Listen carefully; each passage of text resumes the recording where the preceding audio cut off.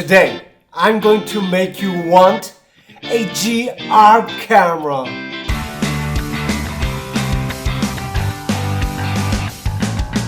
What's up everyone, you good? This is Hyunmin from HMJ Photography. For those people who are not sure if they should buy Ricoh GR3, Ricoh GR3X, I would like to say, get one. For those people who are considering to buy a nicer compact camera, I would like to say, get a Ricoh GR3 or Ricoh GR3X. If you have seen my videos before, you probably know that I love my Ricoh GR cameras. And if it's your first time watching my video, well, first of all, thank you. And you are very welcome here in my channel. First of all, I do need to say that Ricoh is not sponsoring me at any level, and they probably don't even know that I exist. I am making this video hoping that this can make your life a bit better.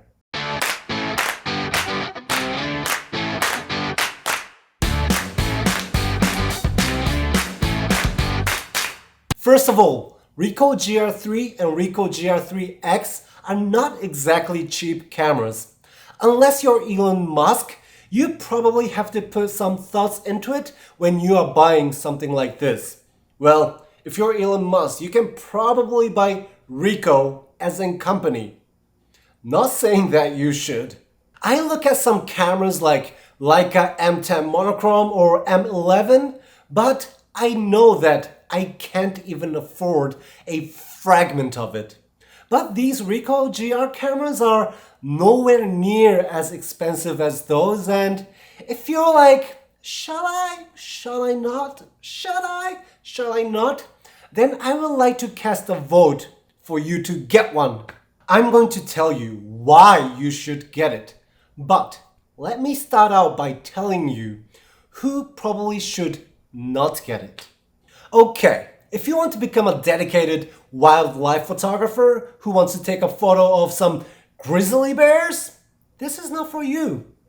If you get close enough to take a good picture of a grizzly bear, you'll probably become their food. Do not mess with them, they'll not mess with you. Get yourself a camera with a super long lens. If you want to photograph a flying bird, this probably is not for you as well. The flying birds will look like sensor dust. And lastly, as a serious note, if you want a camera for video reasons, this is not for you. This camera is made for photographers, so the video function in this camera is not so good. It's not horrible, but it's really not so good. Other than that, I say go for it. Now I will tell you the reasons why you should. First one, you won't care about upgrading your smartphone so much. Recently, I get an impression that the biggest upgrades on the smartphones are to do with their cameras. However, if you have Ricoh GR3 or Ricoh GR3X, you won't care about the cameras on your phone so much. Ever since I got my Ricoh GR3, I hardly ever use the cameras on my phone. I only use it for some documenting reasons. The 24 megapixel APS-C sensor inside these cameras are much bigger and better than the sensors inside smartphones. And the controls are much better and smoother. Sometimes size matters. Second reason, this camera is truly a pocketable camera with a larger sensor inside. As of now, as far as I know, Ricoh GR3 and Ricoh GR3X are the only truly pocketable cameras with APS-C sensors inside.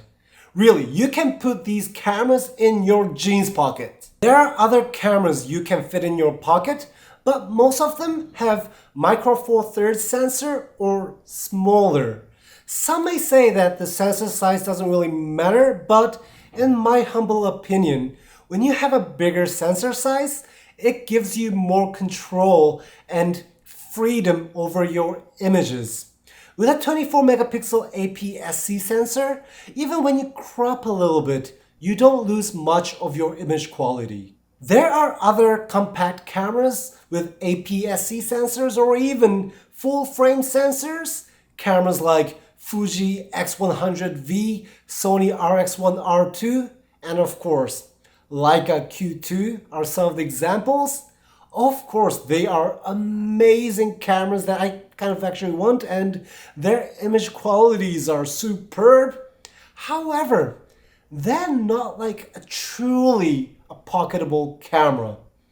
They might fit in your jacket pocket, but it's gonna be big and heavy.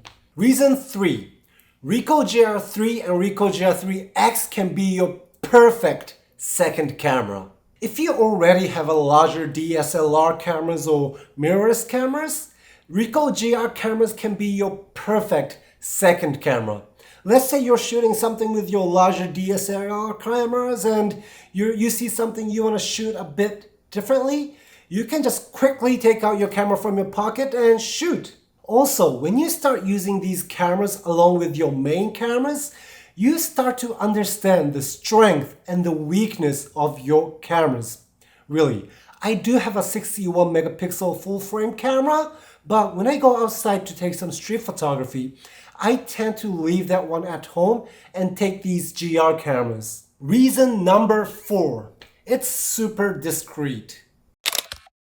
Especially for street photographers, in most cases, the last thing you want is to attract people's attention that you're taking pictures. But with these GR cameras, it's so tiny, the design is so simple and it's so quiet that most of the time people won't even care that you're taking pictures. And lastly, reason number 5. It's just generally a very good camera. The image quality is superb, it's easy to use, and it just makes taking pictures more fun. To be honest, I even want to recommend these cameras to people who aren't even interested in photography. Although they are probably not watching this video. Okay, now you may ask me, which one should I get?